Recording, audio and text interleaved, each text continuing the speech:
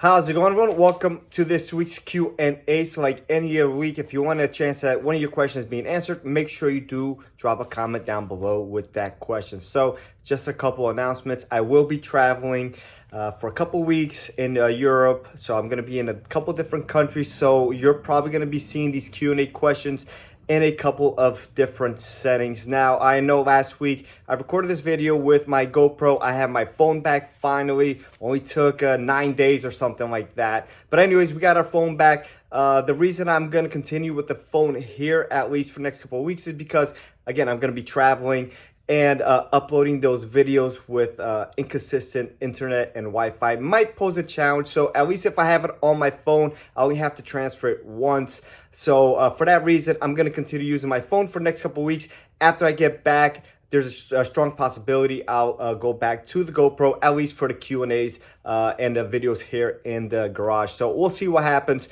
But yeah, I'm going to be traveling, so expect those Q&As definitely to have different settings in the background. So if you happen to see me in the kitchen or in a bedroom or something like that, that's just me trying to get the videos out and, you know, trying to keep this thing running as smoothly as possible. So with that being said, let's go ahead and get started with the first question of the week. And are there any supply updates for these fuel pump modules on the Hondas? So I'm not sure about the Acura side, but definitely on the Honda side, there can be limited quantities requested by the DPSM. So that's the District Parts and Service Manager. He has to put in those requests from the information that I have. So for those cars, being these 13 to 17 Accord V6, 13 to 17 Accord 4-cylinder, 23 CRV, 23 HRV, and last but not least, the 2015 Pilot. That's the update I have as of now.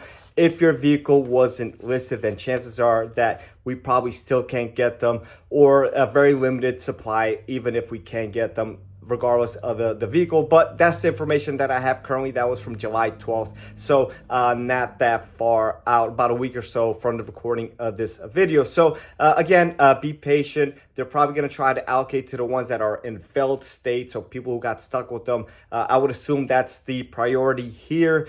Once they have everything up to capacity, then there'll probably be a mass shipment of them. The earliest they're expecting them is in the fall. So maybe they'll be earlier, maybe they'll be later. I don't know. I'm sure they're trying everything they can to get as many made as possible. That's the latest update that we do have for that. So hopefully that answers the question for you.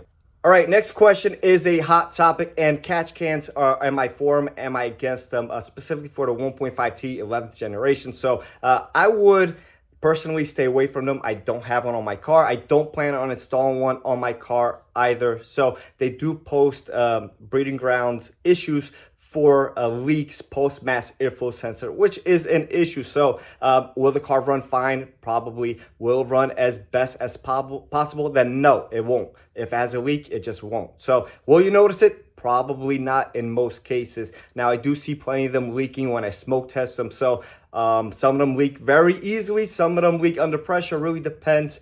But regardless, on a turbo application, chances are it's going to leak more than a normally aspirated engine just because of the forced induction. So should you get one? I mean, it's really up to you. Again, I would probably stay away from them. Use top tier fuel. If you're really worried about carbon buildup, maybe you could do some sort of GDI cleaner and clean it out that way. I'm going to stay away from them, again, personally. But that's totally up to you, you know, and just a decision that you're going to have to make on your own. People ask me all the time about the 2023 and up Pilots, if I can make a video on one. Well, I need a donor car, first of all. And I would test it afterwards. Also, make sure we don't have any leaks. And if we do have any leaks, then address them at that point and address them correctly. Remove it if needed. Go back to the drawing board and get a new setup if needed. So hopefully that answers the question for you. All right, so this next question is, can you request X-Tech to work on your vehicle when going to the service center? Well, that really depends on a dealership. Even in my dealership, sometimes it's a yay, sometimes it's a no. Just because you've requested a technician doesn't mean they're going to be available to work on your car. If you bring it in for a noise and they're knee deep in a engine, chances are you're not going to get that technician at that time. Even if you have an appointment, you drop it off, it's just never guaranteed. Some dealers might just say no completely, so it might be a conflict of interest of some sort. I'm not sure, but you could sure ask, right? If they're willing to do it, then sure. If they're not willing to do it, then I mean, it is what it is. If it's a friend or family and they want you to work on a car, then chances are they'll probably let you do it. But if not, then maybe not. I don't know if you have a good relationship with that technician and you've worked with them in the past and you want them to continue working on a car, then it's possible they will get the car. If they're working on a bigger job, you may just have to be a little bit more patient, maybe a couple hours, maybe you have to be a drop off, maybe you have to be scheduled, maybe you have to be a couple days. I'm not sure, but it is dealer by dealer case, I would assume. And again, even my dealers, sometimes they'll agree to it, sometimes they won't, depending on the situation that is in front of them. So hopefully that answers the question for you. All right, so the next question is how to prevent or slow down rust. So if your car is rusted at some point, you're probably gonna have to seek professional help already. If it's just surface rust, then it's probably fine. The best ways and the most common things that causes rust is usually salt brine, salt, stuff like that. So if you do live in an area where it is very salty, you have a lot of snow encounters, a lot of snow events, you live by the shore where it's misty and the salt's in the air, then yes, you're gonna wanna pay close attention to that. Anytime it snows, as soon as possible, get your car washed up. Specifically something with a underbody wash. Some people take a sprinkler system. Some people take, one of those that does the sweeping motions. Some people go to a dedicated, car wash that has an underbody wash. Whatever the case may be, just get that stuff out of there immediately as soon as possible. That's going to be your best way to combat that. Another way you could do it is if, again, you live in a snowy area where there's constant snow events, or you live down a shore where, you're by the sea, you may want to undercoat your vehicle once a year or something like that. Kind of keep an eye on things. If anything starts to get out of control, maybe address it at that point and do whatever you needed to get it situated. So but on that, there's probably not much else out there. If anybody has any suggestions, you're more than welcome to drop a comment, and like that we could all learn from one another. So hopefully that answers the question for you. All right, so last but not least, question of the week. And once again, if you want a chance to one of your questions being answered, make sure you do drop a comment down below. Now, the question is, if your car is modified and there is a warranty or a recall, can they deny that warranty or recall? So the warranty, it really depends on a situation. I've touched on this topic a couple of times already in some of these previous videos. As far as a recall goes, then that really depends.